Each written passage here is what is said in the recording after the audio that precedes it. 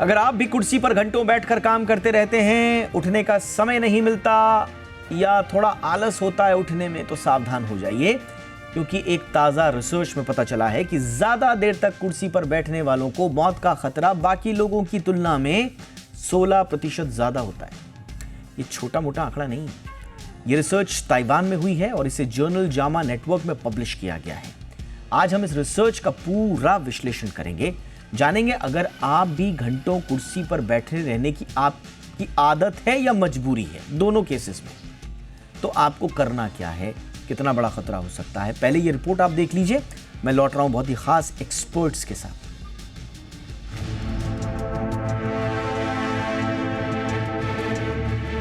आजकल बिगड़ते लाइफस्टाइल में लोग बहुत कम फिजिकल एक्टिविटी करते हैं। यही नहीं, ज्यादातर लोग बैठकर आराम करते हैं, जिसकी वजह से कई तरह की हेल्थ प्रॉब्लम्स का सामना करना पड़ता है।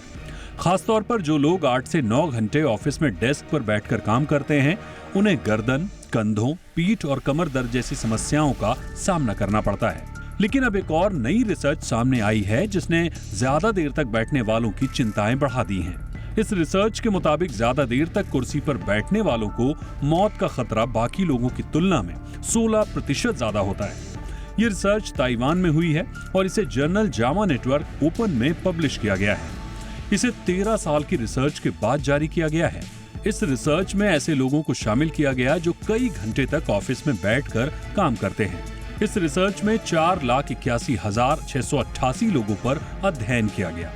रिसर्च में पता चला कि कुर्सी पर ज्यादा देर तक बैठने वालों को कार्डियोवास्कुलर डिजीज यानी हार्ट डिजीज से मौत का खतरा बाकी लोगों की तुलना में 34% ज्यादा होता है। दूसरी बीमारियों से जान जाने का रिस्क 16% तक पाया गया। रिसर्च में बताया गया कि चलने फिरने से शरीर बुढ़ापे तक एक्टिव रहता है। लंबी उम्र की एक ये भी वजह है कि ऐसे लोग चलना फिरना खूब करते हैं। लगातार बैठे रहने से blood sugar, high blood pressure, मोटापा और कमर के आसपास चर्बी जमने का जोखिम ज्यादा रहता है। इससे कोलेस्ट्रॉल की समस्या हो सकती है और ये सभी मिलकर हार्ट की बीमारियां, यहाँ तक कि कैंसर का खतरा भी बढ़ा सकते हैं। इस रिसर्च में ये भी बताया गया है कि ऐसे लोग जो 8 घंटे से ज्यादा बैठकर लगातार काम करते हैं, उनकी सेहत पर स्मोकिंग जैसा खतरा हो सकता है। इस रिसर्च के मुताबिक अगर आप पूरे दिन बैठे रहें और बाद में जिम जाकर पसीना बहाएं, तो इससे डैमेज कंट्रोल नहीं किया जा सकता। रिसर्च ये भी बताती है कि मोटापा, cholesterol, high blood pressure, inflammation जैसी खतरनाक बीमारियां महिलाओं में ज्यादा तेजी से फैल सकती हैं। इसलिए उन्हें अपनी फिटनेस पर ज्यादा ध्यान देने की जरूरत है। ऐसे में ज्यादा देर तक बैठने से बचना चाहिए, नहीं तो बीमारियां आपको घेर सकती हैं। यही नहीं, मौत का खतरा भी बढ़ता जाता है। ऐसे में अगर आपकी जॉब बैठकर काम करने वाली है, तो बीच बीच में कुर्सी से उठकर थोड़ा टहल लें, लगातार बैठे न रहें। ब्यूरो रिपोर्ट, जी मीडिया।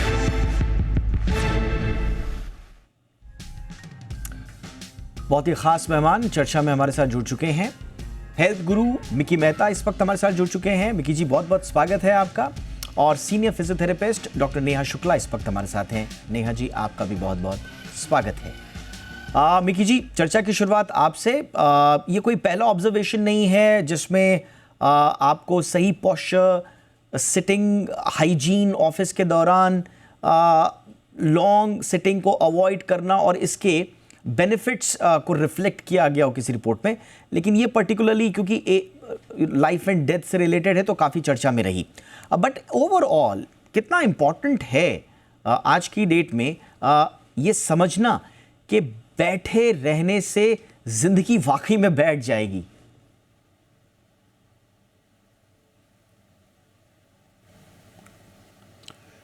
बैठे बैठे क्या करे, करना है कुछ काम, शुरू करो अंताक्षरी लेके प्रभु का नाम। बोलने का मतलब ये है कि बैठने से इंसान की ज़िंदगी हमेशा के लिए बैठ सकती है, जैसे कि आपने भी बताया। दूसरी बात, जब एक पतीले में पानी लेके पानी अंदर बैठा रहता है तो उसमें कीटाणु पैदा हो जाते हैं। जब पानी बहता है नदी की तरह तो वो फ्रेश रहता है। हमारी इम्यूनिटी कमज़ोर हो जाती है अगर हमारा सर्कुलेशन ठहर जाता है। नॉट ठहर जाता मीन्स एब्सोल्युटली स्लो हो जाता है। सांस की क्रिया धीमी हो जाती है। दिल की धड़कन थोड़ी अराजकता में ट्रांसलेट हो जाती है, यानी बदल जाती है, रिदमिक नहीं होती। तो हमें रिदम में रहने के लिए सांस की क्रिया एक लयबद्धता में होनी चाहिए और सजगता में, अलर्ट हमें रहना चाहिए। उसके लिए ज़्यादा बैठना नहीं चाहिए, हमें उठ के चलना भी चाहिए। Circulation is the name of the game. Circulation से सांस की क्रिया आ जाएगी तालमेल में और हृदय की क्रिया रिदम में आ जाएगी और उससे हमारी इम्यूनिटी अच्छी रहेगी। So the body will always be in the state of repair and growth. Alright, ये काफ़ी इंटरेस्टिंग चीज़ें हैं। जो बेसिक चीज़ें क्यों इम्पॉर्टेंट है बैठने को लेकर सजग रहना, ये आपने बहुत अच्छे तरीके से बताया। डॉक्टर शुक्ला, एक इंटरेस्टिंग चीज़ इस स्टडी में जो आई है कि जितने भी इसमें इंटरवेंशन ग्रुप थे उन्होंने 30 मिनट पर डे अपनी सिटिंग घटा ली एंड उनके ब्लड प्रेशर में, स्पेसिफिकली जो सिस्टोलिक ब्लड प्रेशर है, वो इम्प्रूव हो गया 3.5 mmHg से। ये सिंपल तरीके से बताता है कि sitting less can help lower blood pressure, और हाइपरटेंशन कैसे महामारी का रूप लेता जा रहा है हिंदुस्तान में, ये भी हम समझ रहे हैं। थोड़ा हमें समझाइए मैम, हमारी सिटिंग हैबिट्स, हमारे पोस्चर्स और उनका हेल्थ पर impact.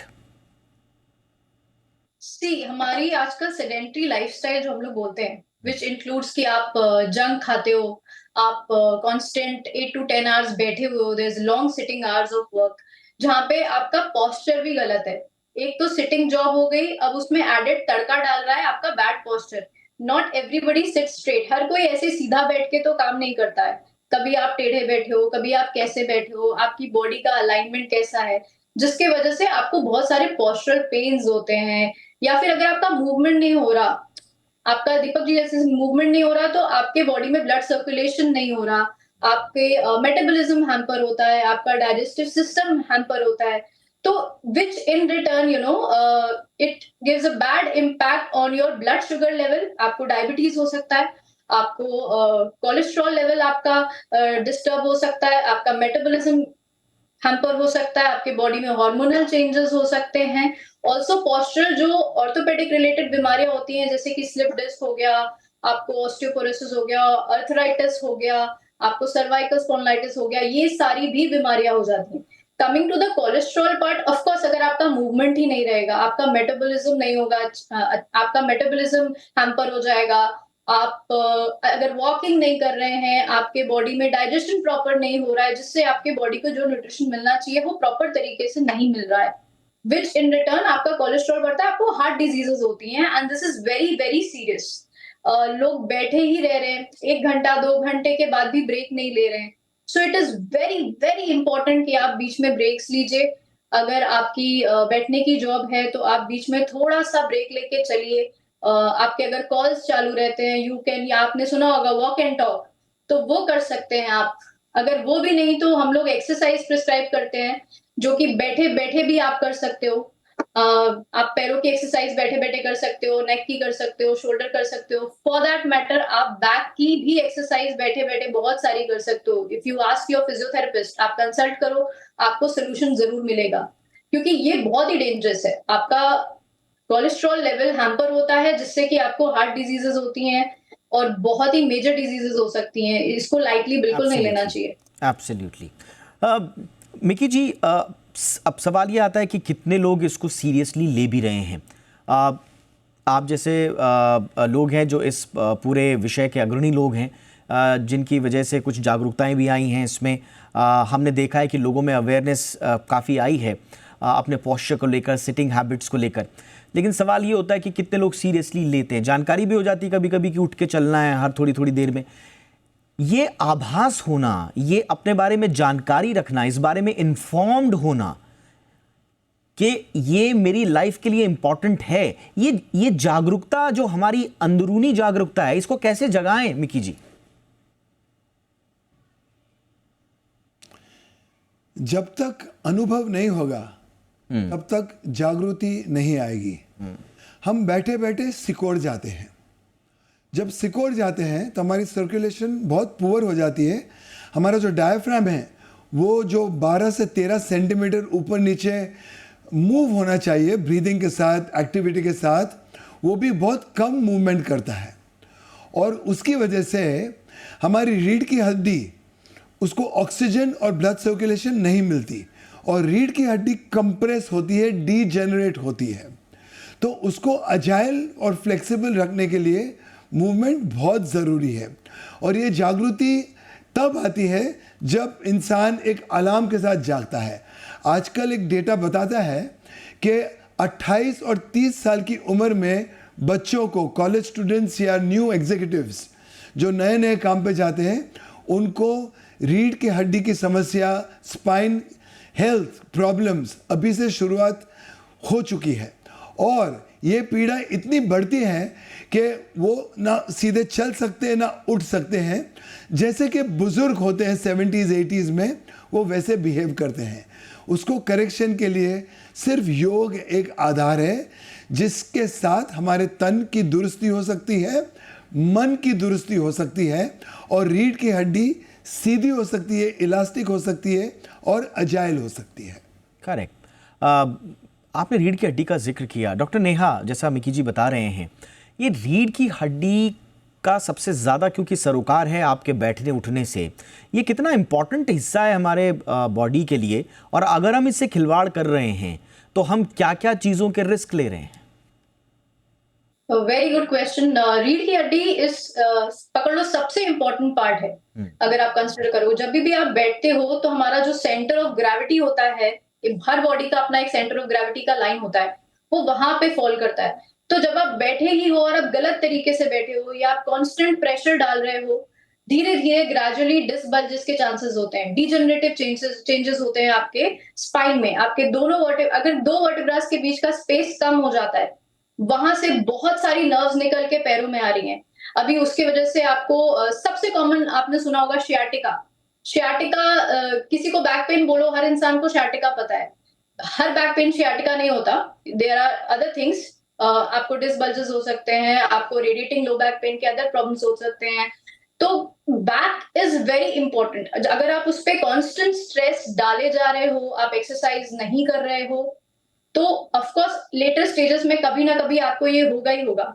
And let me tell you very honestly, मैं इतने साल से प्रैक्टिस कर रही हूँ, रोज 3-4 लोग कम से कम 2 घंटे के लिए अगर ओपीडी है, उस 2 घंटे में 4-5 लोग तो कम से कम यही प्रॉब्लम लेके आते हैं और वो सारे यंग हैं। ऐसा भी नहीं कि इट इज एज रिलेटेड, कि एज के साथ डिजनरेशन हो रहा है, स्पाइन में चेंजेस हो सकते हैं। सब आपको 25 से 35 के बीच के लोग मिलेंगे जिनको बैठने की वजह से, प्रोलॉन्ग सिटिंग की वजह से, लैपटॉप वर्क है या ड्राइविंग ज्यादा है या ऐसा कुछ काम कर रहे हैं जहाँ पे सिटिंग इन्वॉल्व है, उसकी वजह से उनको ये प्रॉब्लम हो रहा है।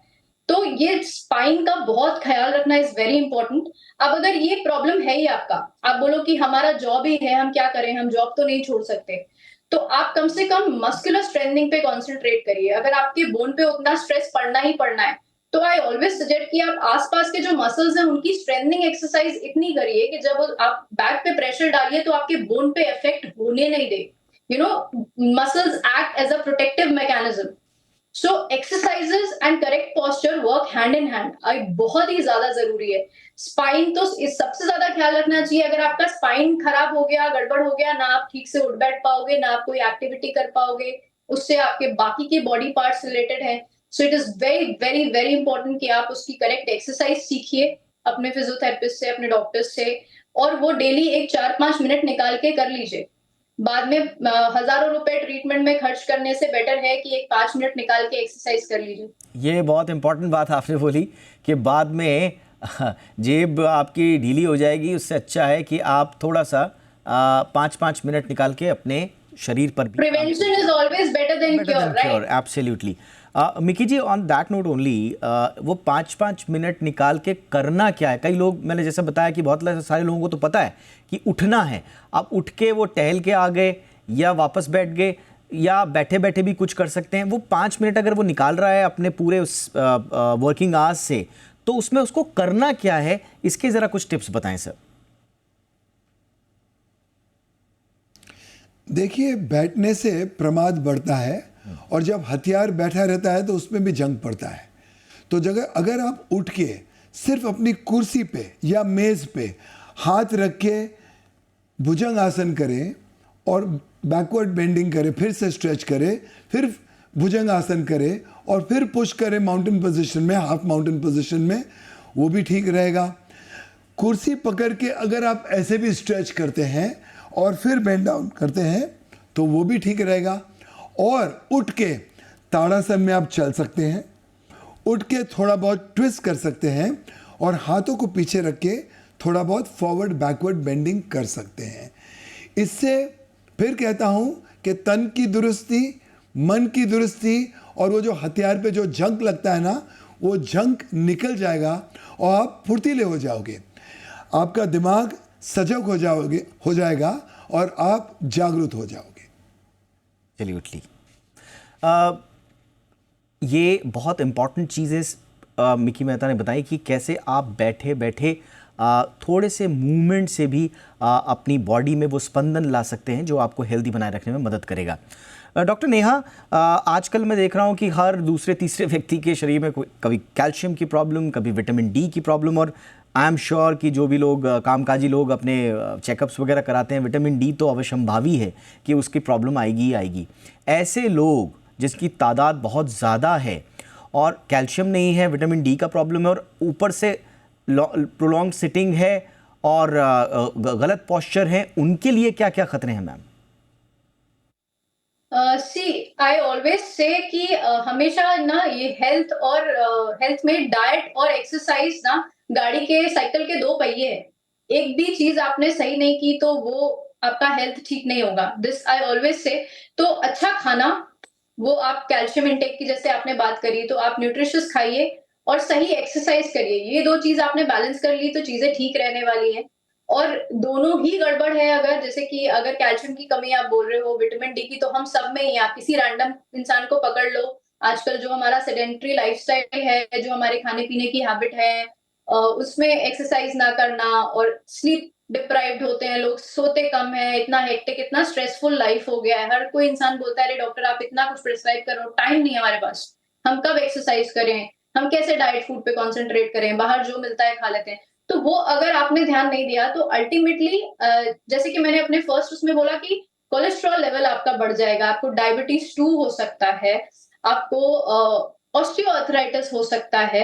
अगर कैल्शियम लेवल कम है, पहले तो ऑस्टियोआर्थराइटिस होगा, आपकी बोन ऑस्टियोपोरोसिस पे चली जाएंगी, ऑस्टियोपोरोटिक हो जाएंगी। उस केस में आपको मल्टीपल जॉइंट पेन्स होने लगेंगे। अब ये अगर आप डिटेल में पूछो तो मेन एंड वुमेन का अलग अलग होता है, उस पे हम लोग बाद में आते हैं, बट हाँ इन जनरल अगर आप बात करो तो ऑस्टियोपोरोसिस, ऑस्टियोपोरोटिक बोन्स हो जाएंगी, आपको सारे जॉइंट्स में पेन होने लगेगा, इन्फ्लेमेशन बढ़ जाएगा ओवरऑल। तो आप रोज सुबह उठोगे एक नए दर्द के साथ, आज यहाँ पेन हो रहा है, आज वहां पेन हो रहा है। एंड ट्रस्ट मी, ऐसे हजारों लोग हैं जो लोग देख रहे होंगे, वो लोग अग्री कर रहे होंगे कि this is the problem these days. तो खाना सही और वर्कआउट, ये दो थोड़े से लाइफस्टाइल मॉडिफिकेशंस अगर आप ले आइए तो आप बड़ी बड़ी बीमारियों से बच सकते हैं। आप अपने हजारों लाखों रुपए जो आप डॉक्टर्स और हॉस्पिटल्स में देने वाले हैं वो बचा सकते हैं। सिर्फ घर का नॉर्मल हेल्दी खाइए, ज्यादा से ज्यादा तेल और मसाला, ये सारी चीजें अनहेल्दी पैकेज्ड फूड जो होता है वो अवॉइड करिए। हमारी नेचुरल चीजें इतनी अच्छी हैं, if you try concentrating on them तो ये बहुत ही अच्छी बात रहेगी और उससे बैलेंस रहेगा आपका डाइट और एक्सरसाइज, अगर तो सब कुछ सही रहेगा। एब्सोल्युटली। और आपने बिल्कुल सही कहा कि सुबह उठकर नाना प्रकार के जो दर्द महसूस होते हैं, आज यहाँ दर्द कल वहाँ दर्द, इसके तार आपके ऑफिस की सिटिंग से जुड़े हुए हैं। इस बात को ध्यान रख लीजिएगा और करना क्या क्या है ये भी आपको बताया गया है, रिस्क क्या क्या है ये भी आपको बताया गया है, आगे चलकर किस तरह के ख़तरे हो सकते हैं ये सब आपको पता चली। लेकिन सवाल ये है कि क्या हम अपने सिटिंग पोस्चर को सीरियसली लेते हैं? ये सवाल हमने आज अपनी जनता से भी पूछा था। शो शुरू होने से पहले अपने व्यूअर्स से हमने आज के कवर स्टोरी पोल में ये सवाल जनता से पूछा था। आइए देखते हैं इसमें क्या नतीजे आए हैं। काफ़ी ईमानदारी से लोगों ने सवाल के जवाब दिए हैं। सीधा सवाल था कि आप ऑफिस में काम करते वक्त अपने बॉडी पोस्चर को गंभीरता से लेते हैं? ना कहने वालों की तादाद सबसे ज़्यादा 61%। हाँ, लगभग 40% लोग कह रहे हैं कि हाँ हम गंभीरता से लेते हैं, लेकिन ज़्यादातर लोग नहीं लेते हैं गंभीरता से। और संभवतः यही सच्चाई है, इसीलिए जो हमारे दोनों एक्सपर्ट हैं उनके ऑब्जर्वेशंस भी, तमाम रिपोर्ट्स जो आ रही हैं वो बताती हैं कि वाकई में लोग गंभीरता से नहीं ले रहे। तो ये पोल, इसका रिजल्ट कहीं ना कहीं वस्तुस्थिति को बयां कर रहा है, रियलिटी को रिफ्लेक्ट कर रहा है। इसलिए हाथ जोड़कर आपसे विनती, कृपया अपने सिटिंग पोस्चर को, सिटिंग हाइजीन को गंभीरता से लें और बीमारियों से बचें और लंबे जिएं, स्वस्थ जिएं। बहुत बहुत शुक्रिया डॉक्टर नेहा शुक्ला, आपने वक्त निकाला। डॉक्टर मिकी मेहता, आपका भी बहुत बहुत शुक्रिया सर।